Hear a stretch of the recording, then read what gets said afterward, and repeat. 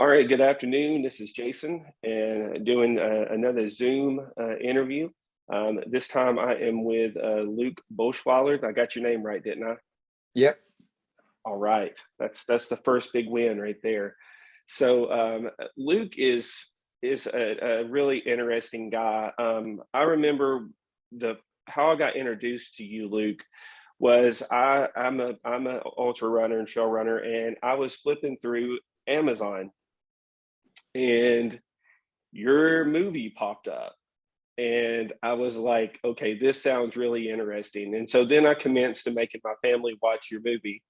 um, and your story of running Scar, um, was really cool. And I was like, this guy seems pretty, like a pretty strong runner. And so then, I started looking into, some of your races and runs and stuff, and kind of following along and seeing, how you pretty much are like one of the tops in every single one of your races and whatnot. And I just really just wanted to talk to you a lot about kind of, what running means to you, what Scar means to you, because I think that a lot of times, all your accomplishments that you've gotten right now, which are time, I've got your ultra sign up pulled up over here as well. Um, I think Scar is probably one of the greatest accomplishments that you've, like the way you go out and run Scar is just like amazing. So thank you for doing this. I Oh, really appreciate it. my pleasure. Yeah, thanks. So I guess when were you run? I mean, it helped me remember how much running were you doing before you got into the whole Scar, where you wanted to tackle that and kind of set that FKT. I for many years I was mostly a marathon runner, and it was only in about um, 18, 2018, um, that I started to get more interested in longer events, and that was the year that I decided to do my first 100-mile race. And I signed up for a race out in Idaho, and it's called the I Am Tough. And after doing I Am Tough, it kind of just broadened my perspective. And it was only, it was after that coming, so that was in September. And I came home, and through the fall, I started to consider what other opportunities were around. And that's when I really started to look at the Scar for my first time. Okay, and you live up there because you live what in Maryville, right? Yeah. So It's I'm about 30 minutes from several different trailheads in the Smokies. And then if I want to go like up to Newfound Gap, it's maybe an hour 20 to get up to Newfound Gap, right in the center of the Scar. Yeah, and I think what a lot of people don't know about that course is how how unforgiving it is and how tough it is, because you really have no access. You don't have a lot of access points to people, That's right. and so you're pretty much stuck. Once you get past certain points, you're stuck to some extent in kind of your situation out there. And I think, it's like when I was crewing Greg and Will out there, I didn't realize, the extent of, really how remote you're out there in that section of trail. And so how did you prepare for that part of running that? Because I guess there would have to be some preparation in in having to be that self-sufficient in those big gaps. Well, yeah, the key self-sufficiency, I would say for me, is that I learned how to run longer distance in the Smokies, and just being prepared. I think more emotionally prepared to go for a long time without a real outlet. So even some of my training runs were just, I drop into North Carolina, on the backside of the Smokies, and know that for the next 5 hours, I'm likely not going to see anybody until I get back to whatever position I am on my training run. Because actually, I say it that way because I joke that, you know how there's 3 different categories of doing an FKT: supported, self-supported, and unsupported. Mine was supported, but I had so many friends help me in the backcountry that I called it a super supported event. Yeah, I had friends meet me at like mile 11, 22, and then 30, 32 at the top of Klingman's, and then 40 at Newfound. But then I had friends meet me again at mile 55-ish. So I had friends who were so eager to help me on this FKT that they said, "Hey, what do you want us to do?" I said, "Are you willing to backpack in? Because all you'll be giving me is like a couple of Gatorades." Right. They're like, "Sure, I'll do that." I was like, "Okay, then please meet me at Tri-Corner Knob." well, and I think, you know, it's it's so, because see, I want to I want to run Scar, but I want to backpack it first because I don't want to miss anything. And I feel like when you're running, you miss a lot, right? Because especially when you're going at your speed, I'm sure everything is just like a blur because you're like cooking through there. But I guess, you know, you kind of have to prepare for so much out there because it is so remote. And you said you were lucky you had people come in and you know, kind of backpack in and helped you out, because there is only just those couple spots that you can reach, you know, for a car and whatnot. So Yeah. I guess to what was the hardest part of that for you? Was it the remoteness? Was it just the terrain? What was the toughest part of Scar for you? Well, both the remoteness and the terrain you can train for. You can learn how to run those conditions. You can learn how to accept that you're going to be off by yourself for a while. You know, it's just interesting. FKTs are so different than running a race. When you're running a race, if everybody's going to be out there struggling, then we're all struggling through the same bad conditions or good conditions, whatever it is. When you're doing an FKT, it's stressful because you recognize, at least if it's a well-established FKT, which I believe this one was. Oh yeah. You kind of have to look for that really great moment. And so it's a tricky coordination with a lot of people if you're doing it the way I did it, and as a super supported, that you've got all these moving parts. And this, one of the stressful parts is I've chosen to run lean on my fluids and my calories because I'm going to be picking them back up in another 14 miles or something. If that friend is not there for some reason, what happens? You know, there's a lot of relief when you come around the corner and you see them standing there and you're like, "Oh, good. You're really here." Oh, I can imagine. And I think, you know, Do you get muted? Oh, there you go. Sorry. sorry, it's all right. I'm maybe I put my hand over my mouth. I'm sorry about that. So, so you're wanting to do a double Scar FKT, right? You just had Yes. an attempt, and you pulled out a little. I guess you pulled out right around. Was it near Karimer or around in that area? Yeah, close to that. Cosby. Uh-huh. Cosby. So with the double Scar,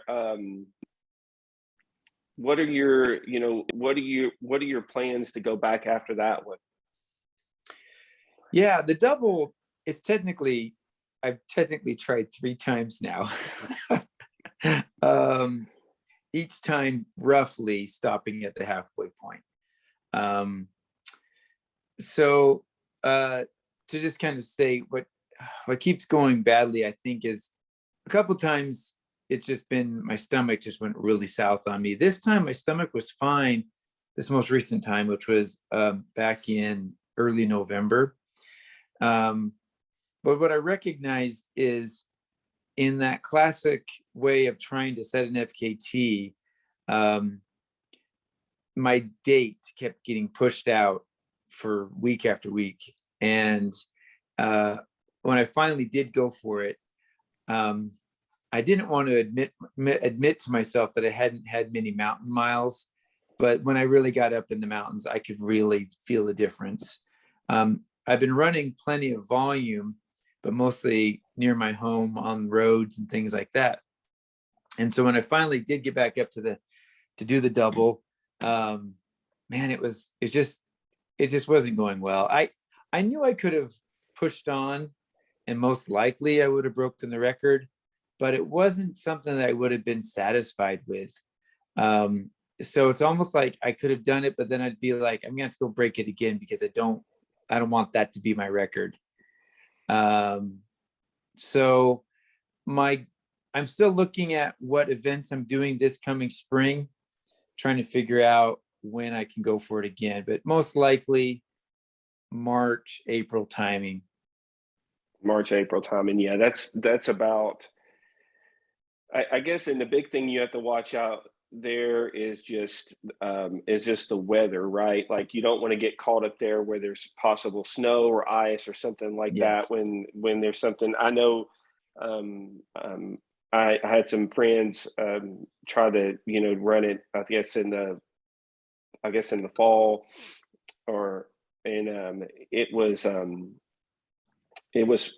it wasn't expecting to snow and sleet, and then we got up to the top of Klingman's, and it was snowing and sleeting out of nowhere, and it was not in the weather at all. And so you got that as an obstacle there. So, well, that's cool. And every time you do it, I'm following your little spot tracker thing because, like, I'm like cheering you on. I'm like, oh my gosh, I really wanted to get this because it's.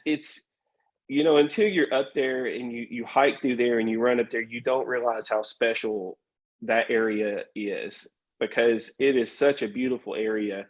And to be able to run like you do through the mountains and accomplish that, I think is a huge accomplishment and a great testament to how strong of a runner you are. So I'm definitely looking forward to that fourth attempt on, yes. on the double. The fourth will be the charm. The fourth will be the charm. Absolutely. I have no doubt of that. So, looking at, moving from SCAR and looking at your pedigree of races, you've had a ton of success, and you do all sorts of different things. You do the time stuff, you do the regular courses and whatnot. Like the regular, point to point or the loop courses and things. Do you find you like the timed races better than just like a straight up race, or which one do you prefer? No, I think my heart really is in the point to point, really epics. I was able to do Wasatch this past year. That was just really gratifying. Done I Am Tough. That's a really gratifying course. When you get to see big country, that's really gratifying. That's where my heart really is. The timed events, the one here in Maryville, it's put on by some really great friends, and it's literally a half a mile from my house. It's like and I keep winning every year, so I'm like, well, I got to keep coming back. I keep trying to convince somebody to come. This past year, we thought we had someone to come race me, and it didn't work out for him. So I'm hoping then maybe someone who's listening to this year will say, okay, 2022, I'll come race Three Sisters. It's called Three Sisters in Maryville, Tennessee. Oh yeah, I know all about that race. I have a friend, Garrett, that ran it, and he loves the race. He said it's a great race.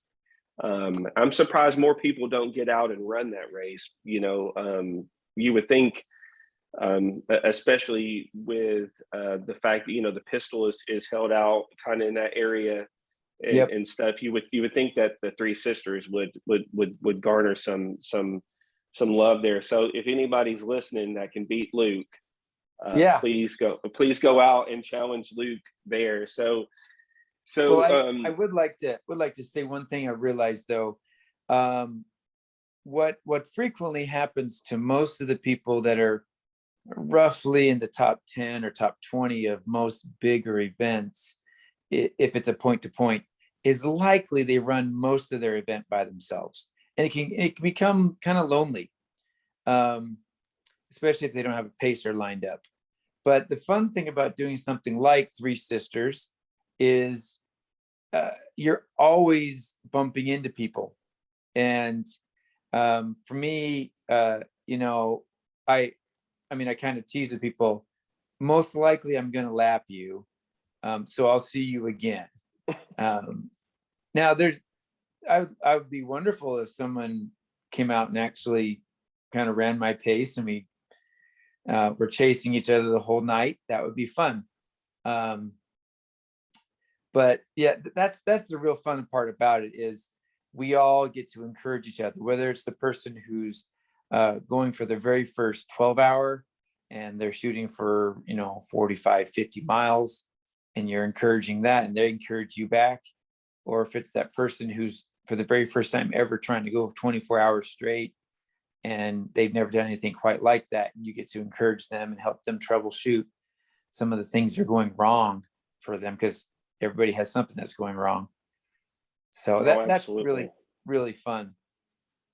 Yeah, and I think that's one thing that's pretty. I like the Yeti, like the damn Yeti and the Yeti 100 races in Damascus, because they're like, it's an out and back and out when you do well, it's an out and back out to run the 100, and then like the 50 miler, it's like an out and then halfway back. But what's cool about it is you pass people, and you see the same people like a few times, and it's fun seeing the same people and then encourage them and whatnot, because it's fun to watch people really accomplish their goals and do what they set out to do. I know one of the most rewarding things for me is I pace a half marathon here locally in Murfreesboro every year, and it's the most gratifying thing going across the finish line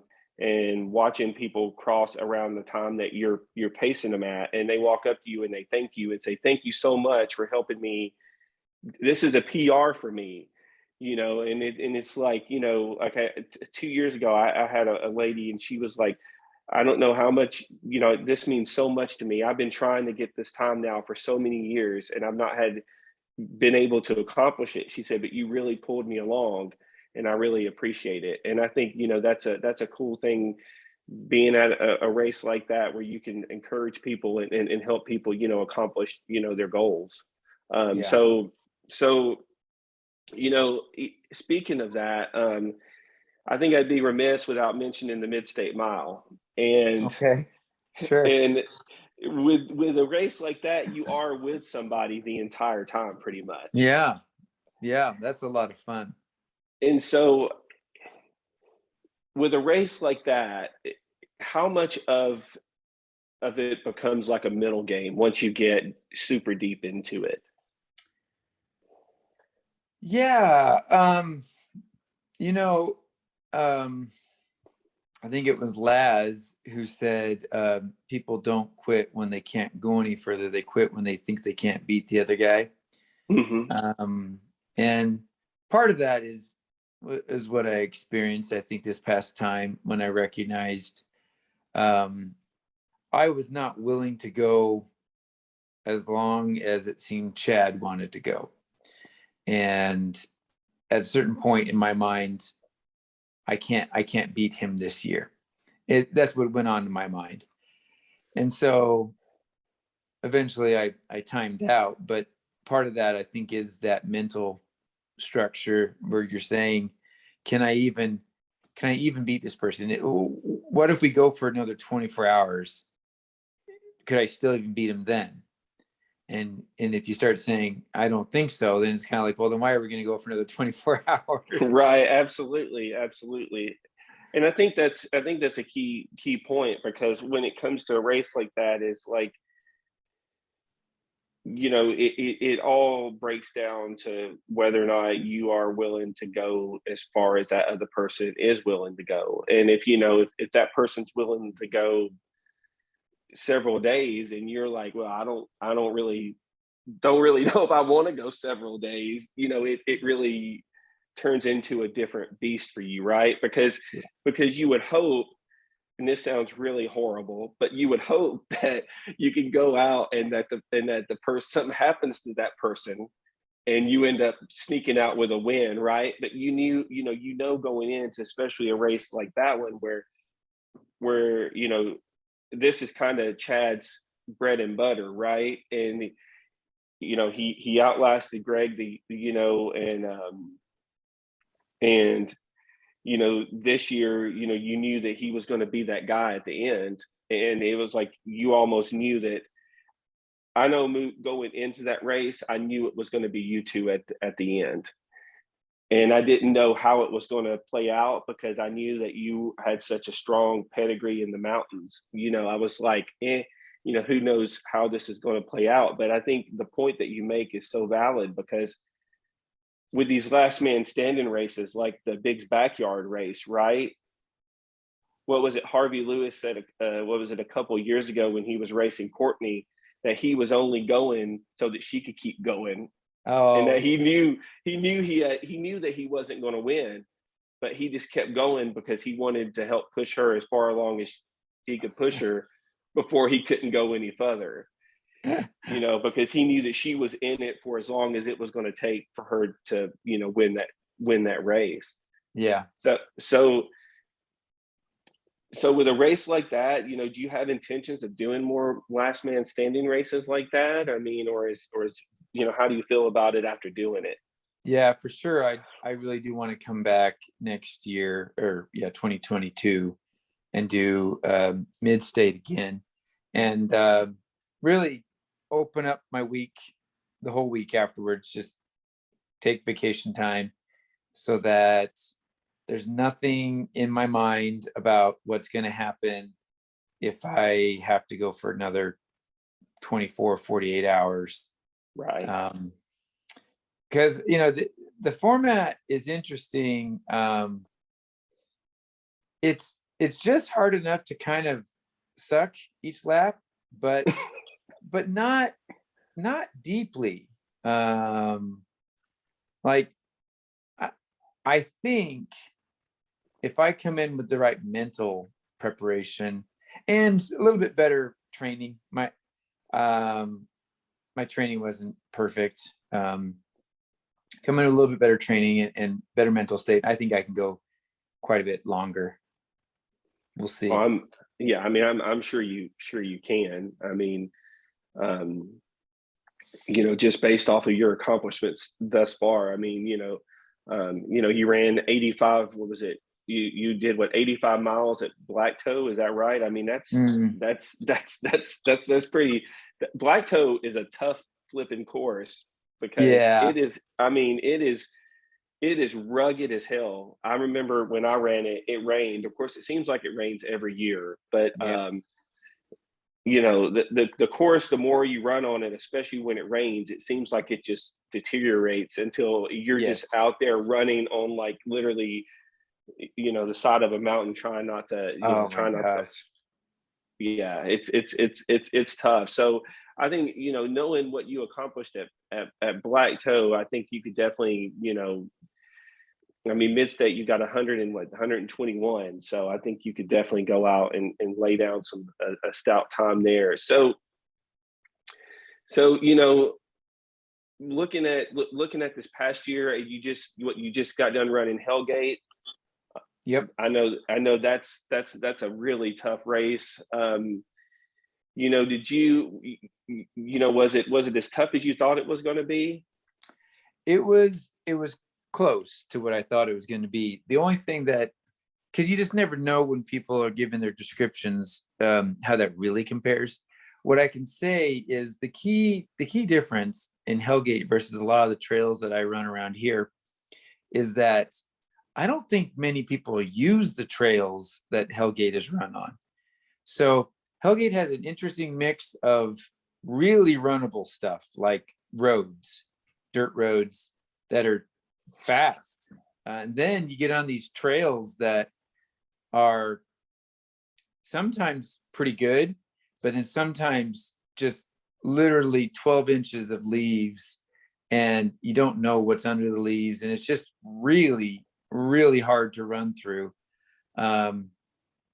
I ran a big portion of the race with a guy who's doing his ninth Hellgate. His name is John Anderson. Wow. And John, I tell you, John would just plow through those leaves. And I kept telling him, John, I'm not comfortable running that fast through not knowing what I'm stepping in.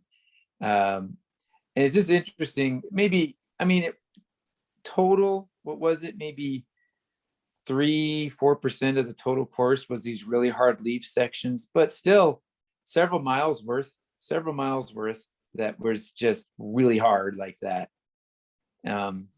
So it was a good course, good competition. Yeah. A lot of experienced Hellgaters up there. Yeah. I know that generally draws a pretty competitive group of runners out there because of the nature of the course. So, looking at the types of races that you're running, I guess what are some of your long-term goals? What are some of the things you're really wanting to accomplish? Like, obviously you've something like SCAR you've accomplished, some of these timed events you've accomplished, you've won the Georgia Jewel, you've accomplished a ton of stuff here. Are you looking to branch out and get more into some more Western style mountain races, or are you more over here want to stay in East Tennessee? Kind of what's your thought process? I haven't set all of my 2022 plans yet, but I do know I would like to run the pistol this year just because I want to try to get the Tennessee State 100-mile record. And what's that? It's currently held. So the pistol is one of the few courses that you can do that on, and it's currently held by Show Gray, Knoxville runner, and I think it's I'm sorry, fifth. Shoot, I'm getting the time wrong. 1540. No. Or is it 1440? 1440 would sound more. 1440 would sound more realistic than 1540. Yeah. I don't know, but yeah, I think it's 1440. I'm getting my time mixed up now. I know. I think it's within my sights. I need to look it up now. I'm feeling embarrassed. Is it 1540 or 1440? I don't typically run races this fast, right? So the time is kind of weird to me, whether it's 1540 or 1440. It's so much faster than I typically race because I don't do pavement flat courses. But I want to at least go try my hand at it. So this coming winter, I'm going to try to do a lot more long road miles, getting myself ready for the pavement. So that's the first definite target for the year. I'm also considering trying to do a 200-mile. I'm considering doing the double tap, what's it called? Anvil. It's over here it's in North Georgia, in the Chatsworth area. So I'm considering that. I do want to get back out to the West for at least one race this year. I'm originally from the West, and just the mountains of the West have always, I just love them. Yeah. So, I mean, I feel those moments from time to time when I'm like doing places like the Scar, but there's some pretty epic places to run in the West, and yeah, it's great. Like this past year doing Wasatch was really it really filled my soul. It was just wonderful. So I don't know all my plans for this year, but I also need to work in that double Scar attempt. Double Scar, not just attempt. Go get the double Scar record. You get the double Scar. No more attempts. It's time to lock that. It's time to lock that bad boy down. Yeah. Yeah.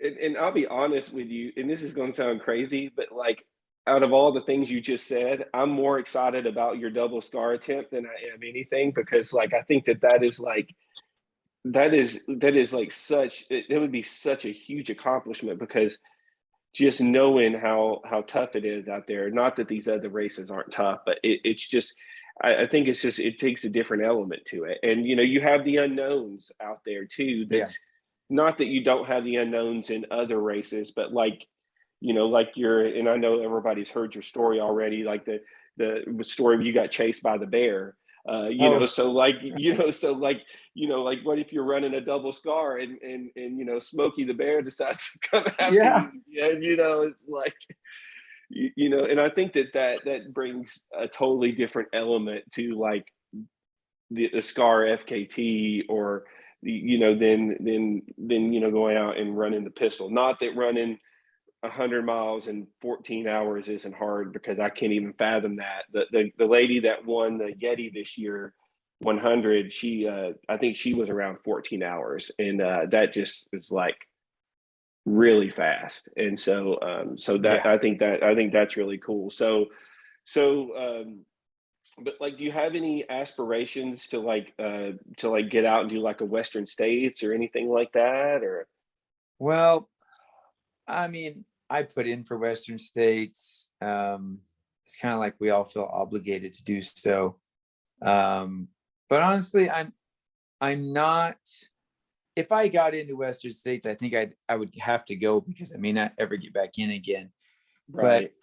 But I really I don't think I care about Western as much as other people do. I love to see the competition. So when it's Western week, I love to follow who's racing. But I think personally, Western States gets way too much publicity. I think it's a great race, but there's many other races I'd much rather do. If I had a little bit more disposable income, then I would be probably going out like every other month to the West to find something to crank out in Colorado, or I don't know, Arizona or somewhere out there. So listening you say that, would you be more, I mean, would something like a Hard Rock be more of something that you would probably want to do than say a Western States? Yeah, or Leadville, or even do something really hard like Ouray. Mm-hmm. Yeah. Sorry, go ahead. Yeah, I think honestly a race like Ouray is maybe more intriguing to me than doing Western. I mean, like even a year ago or so, I got in a chat thread with Carl Meltzer, and we were talking about something, and it was because we'd run a race together, and then afterwards, and he goes, and Carl was like, Western States. He was the first one to kind of open my mind, and I thought about it some more. And he's like, Western States gets way too much publicity, way too much hype. And I was like, oh, yeah, maybe it does. And then I thought about it some more. I'm like, oh, I agree with him actually. And I wonder why that is. Do you think it's just because it draws all the big names to it? Yeah, I mean, you think about it, but you know what? I'll be honest with you. This is going to sound harsh, but I really think that they should increase the Western States qualifying requirement.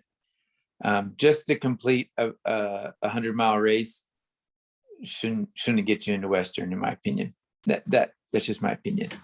Yeah, like I'm not saying that you have to run like a sub 22 or whatever it is, but every race I think that is a Western States qualifier, I think it should become more like the Boston Marathon is. That's my opinion. Yeah, Um, like have a time, like a time type thing that you have to do, right? yeah. So like, but every race has to establish their own time. I mean, obviously, if you qualify at Tunnel Hill, then you shouldn't be able to qualify with the same time at I Am Tough. Um, Right. it should be kind of specific to the course, and RDs should have to work on that with the Western States crew. It'd be interesting, although it probably being somehow unfair, and everybody would go to like the same race because they're like, this is the easier one to qualify. I don't know. Right. Yeah. Because that's what people do for Boston, right? They go and they find that flat course. Like Yeah, here in Tennessee, it's what St. Jude in Memphis is yep, the one they go to that's flat and fast, right? You go out there and exactly. you can go out there and just burn it up. And I know the one in Alabama is another one that's super flat and fast that you can go out there and burn it up and get a qualifying time for. But then I know that there's courses out west that I had a friend that she qualified for Boston, and the whole race was downhill. It was like a Uh-huh. downhill. It was like a downhill marathon, and so you were basically you were running downhill the entire time. So it's Yeah. like it's like you said.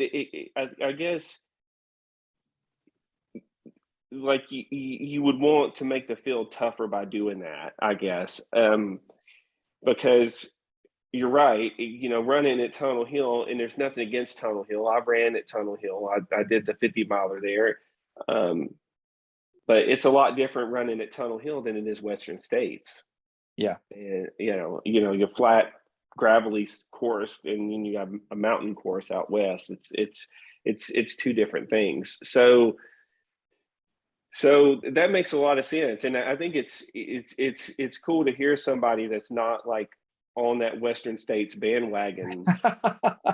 Although I'm You know, probably gonna make somebody mad.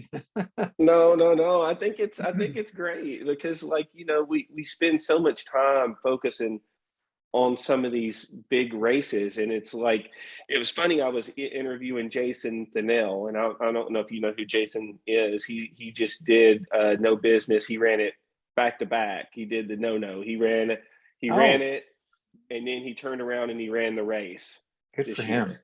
Yeah, and so um, he was talking about how he's more interested in some of the mountain races in Europe, like the UTMBs and stuff like that, Right. Yeah. because that's a different kind of challenge, right? Oh yeah. I mean the Alps compared to running in some of these mountains out here are a lot different. So for him, that's where his heart was going was out Mm. there. If I could So afford it, if I could afford European travel, I'd be there, man. you know what, you just got to get a sponsor, Luke. Oh, right. Okay. You got Anybody to wants get to you. sponsor me, go on ahead. You just got to get you a sponsor. All you got to, you just keep winning races, and you'll get a sponsor sooner or later. Oh, I don't think they sponsor people at my age. I don't know. I don't, I don't know. I mean, I don't. I think they still. I don't know. I think they still do. I mean, I don't know. Maybe they don't. We had a sponsored runner at Hellgate, Mario Mendoza. Nice guy, but he's young, right? He's got that appeal of these young guy who he's like maybe mid-30s, Mm-hmm. going to really appeal to people.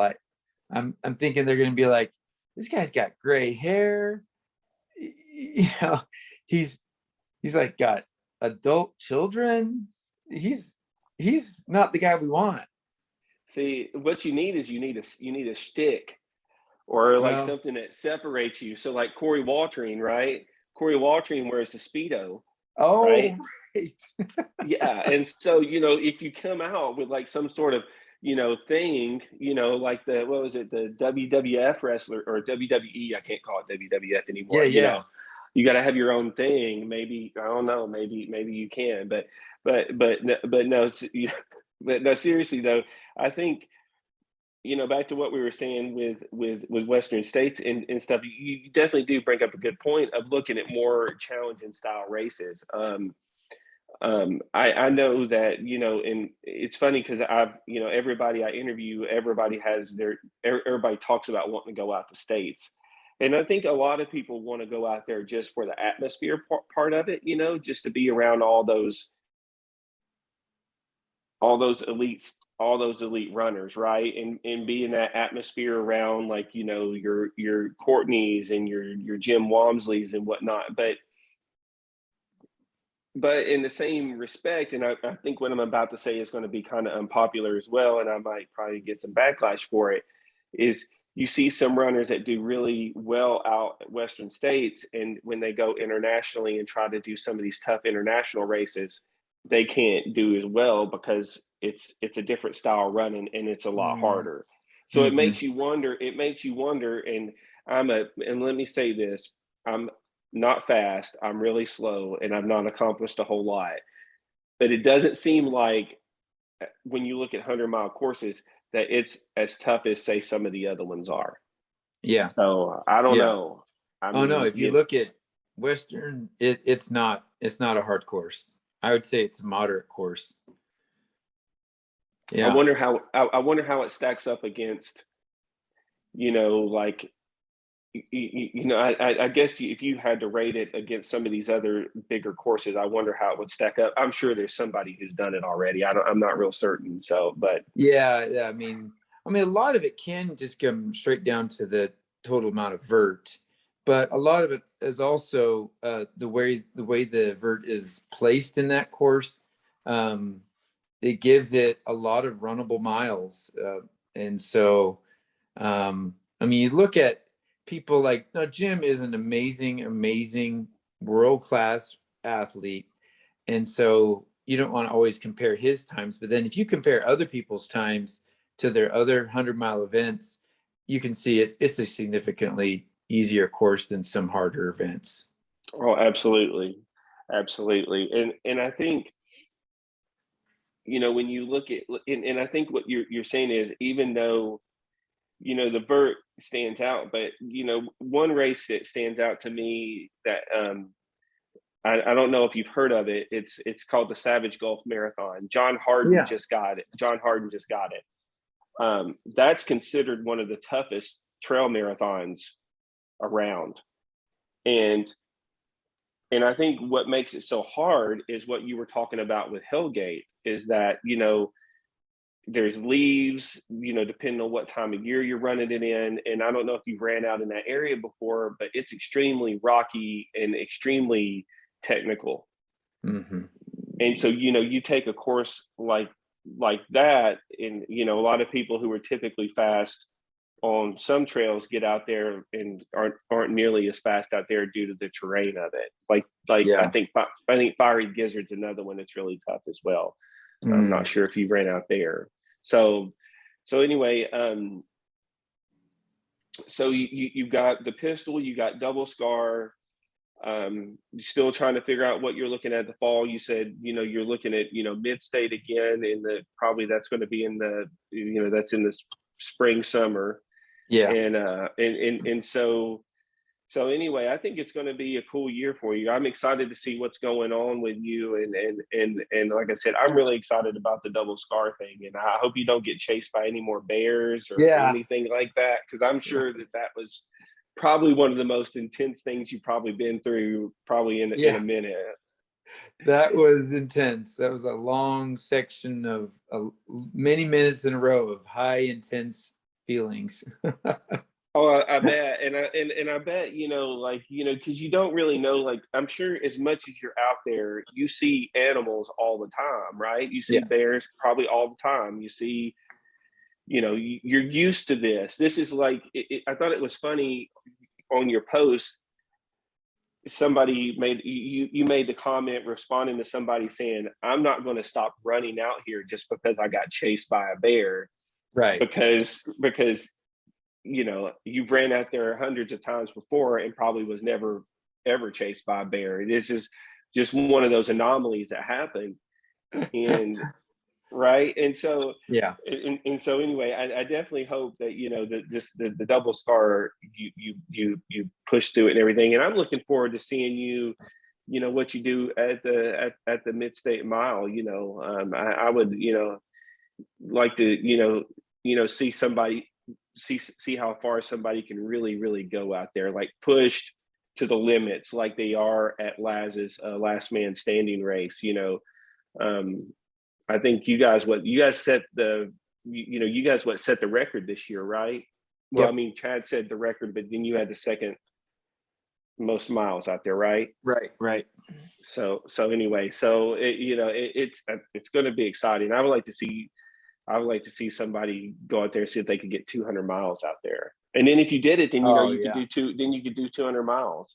Which, before I let you go, I have to ask you: have you thought about doing one of the 200 milers out west, like one of Candace's races, like the Moabs?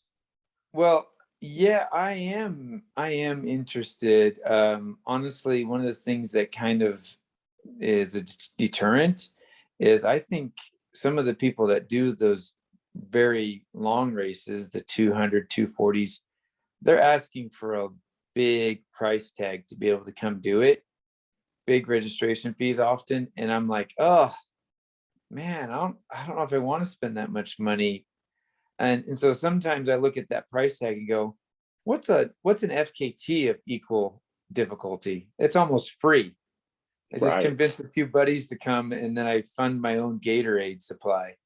right, So right. Gosh, it's so funny you say that, because Greg and I was talking, and he was saying the exact same thing you were talking about, that you know sometimes these adventure runs are just as rewarding without the big price tag on them, right? yeah, So that's cool. I mean, I don't know what the Bigfoot, for example, is currently, what the registration fee is on it, but I remember seeing it once, and I was surprised. I was like, should it be that much more expensive than a typical 100-mile trail race? I don't think so. I think somebody is trying to somehow recoup some costs somewhere else. I don't know. Yeah, I can't remember how much they were, but I saw somebody register for one, and I saw the price, and I about fell out of my chair because I didn't realize they were that expensive. um I figured they were more expensive than the 100 milers, but I didn't think that they would be like that big of a difference. And we're talking Yeah. like there's a substantial difference. I'm wanting to say like Yes. it was like 2 or 3 times the cost of a 100-mile race or something like that. Exactly. That's my general feeling. Yeah, about three. I'm like, what?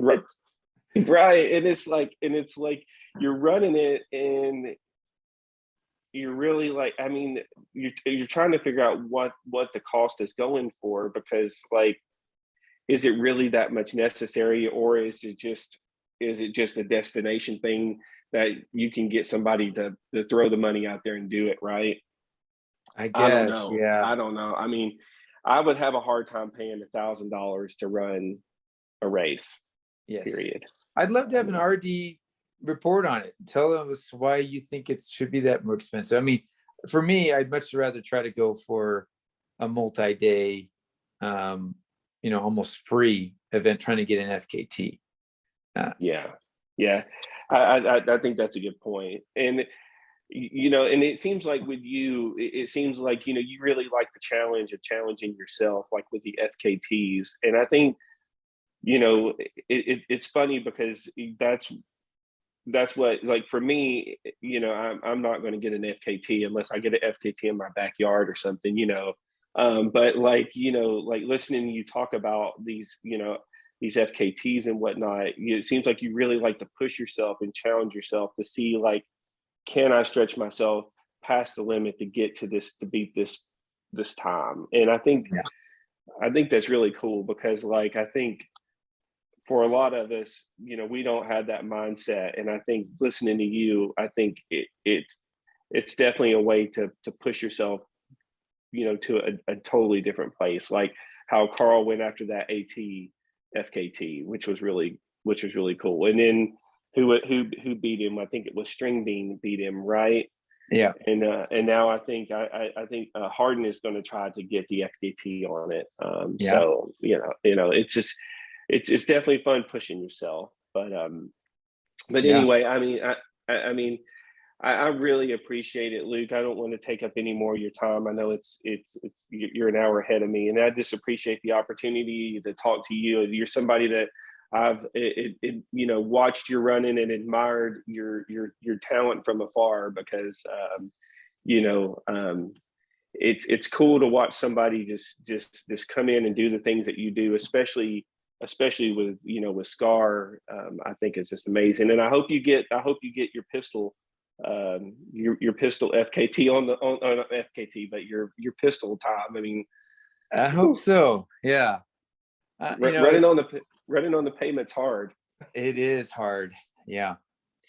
I mean, and if it were just the course record, maybe I wouldn't go for it. But the fact that it's also the Tennessee state record, I'm like, okay, that's attractive. I wonder if I can get a state record. I mean, how many people can ever claim to have a state record? That's kind of cool. That is cool. I mean, and the thing about it is with these records, you never know. Like, what was it this past year? I interviewed Bob Hearn after he broke the Ball State record, right? And who would have ever thought that somebody would go through and break that Ball State record like they did? Yeah. And it's like, and he was given some sort of Tennessee award. It was pretty cool though, because like, having a state record, I'm sure not a lot of people can say they have a state record. I didn't even know there was a Tennessee state record for the fastest. I mean, I guess there's not a fastest trail time, is there? No, I think it's everything from a mile up to the 100-mile. I think those are the distances. Oh, and there's 24 hours. There's 24-hour state record too. So yeah, if you look it up, and every age has their own record too, but I'm going for not the age record, but the overall state record. So you're going for the big one. Yeah, the state. Yeah, that's right. So you're going to show these sponsors that somebody with some gray hair and some grown children can dial it in and win some races. And I think it's funny because you were talking about Carl Meltzer. I remember Carl talking about being in a race against a younger guy, and he was saying something to the effect of, the younger guy went out way ahead of him, right? And Carl just slowly dialed the young guy in, right? And then he ended up running with him for a little bit, and then he dropped him, Yeah. So, there's something to be said for maturity and understanding how to get things done, because sometimes sheer athletic ability don't mean squat in some of these races. It's all about managing your ability and doing great things. So, I hope the best for you. Thank you. I appreciate it. And, maybe I'll see you around at some of these races. I don't know. I mean, you definitely get to Middle Tennessee sometimes, and I get out to East Tennessee sometimes as well. So maybe I'll catch you up then. So anyway, thank you again. I appreciate it, and that's it for this week's interview. And I will see you on the trail. Thanks again, Luke. Thank you.